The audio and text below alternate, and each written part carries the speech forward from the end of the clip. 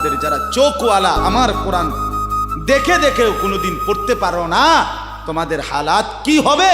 কেমনে তোমরা আমি আল্লাহর সামনে দাঁড়াইবা? হাসরের ময়দানে রাসূলের সামনে কেমনে দাঁড়াইবা?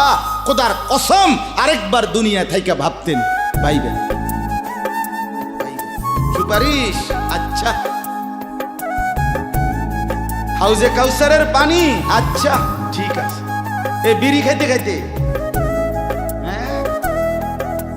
বিড়ি খাইতে খাইতে 60 বছর বয়স এখনো বিড়ি সিগারেট খান।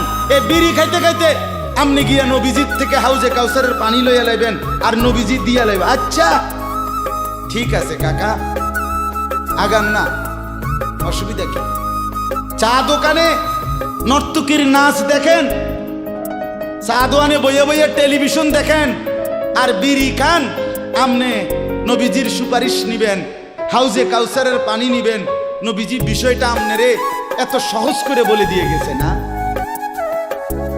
কথা বলেন না কেন?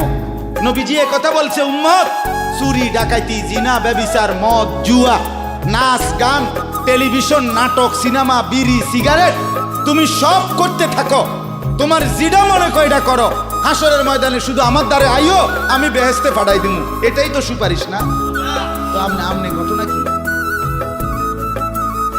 কাহিনীটা কি? তাই কি বুঝে বিড়ি খান, কি বুঝে সিগারেট খান, কোন বুঝে দাড়ি কাটেন, কোন বুঝে টেলিভিশনে নর্তকীর নাচ দেখেন?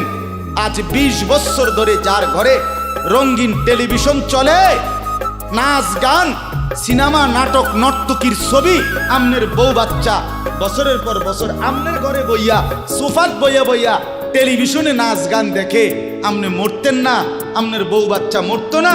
আমনে আল্লাহর সামনে দাঁড়াইতেন না? না আচ্ছা ঠিক আছে কাকা, বাতে তো খান নাকি? খান, খাইতে থাকেন, খাইতে থাকেন, দুনিয়া ভোগ করতেছেন বলে